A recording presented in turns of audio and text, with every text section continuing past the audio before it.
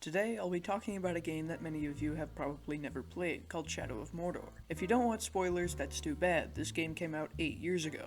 I suppose you need some basic explanation of the game before I talk about it a bunch. You play as a ranger named Talion who guarded the gate into Mordor in the time before Sauron, the big bad guy, returned. Unfortunately, when Sauron finally did return to Mordor, he attacked all the defenses around it, taking the Black Gate in the process. A sorcerer lieutenant of Sauron called the Black Hand killed you, your wife, and your son as a sacrifice to attract the attention of a powerful wraith in an attempt to join souls with it.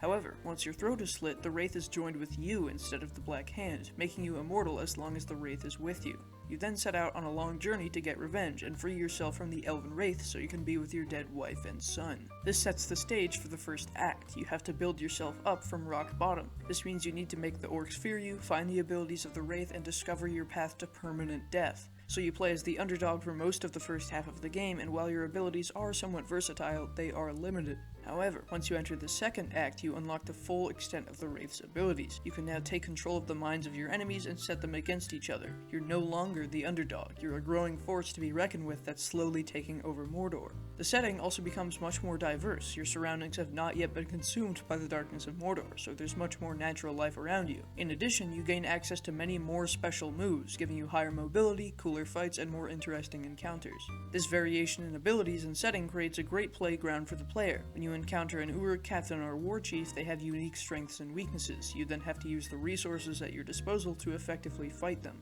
This could mean attacking from a distance using stealth, killing all their bodyguards before the fight, riding a beast into battle, using explosives, and so much more. Unless the player wants it, no fight is the same as the last. One time you could be sneaking around in a stronghold when you hear two Uruks talking trash about you, prompting you to kill them from above, and the next time you could be on your way to a mission when you're attacked by a captain you thought you had already killed. To make things even more interesting, the Uruks have simulated memories. If you're killed by a captain, he will remember this and taunt you for it when you next encounter him.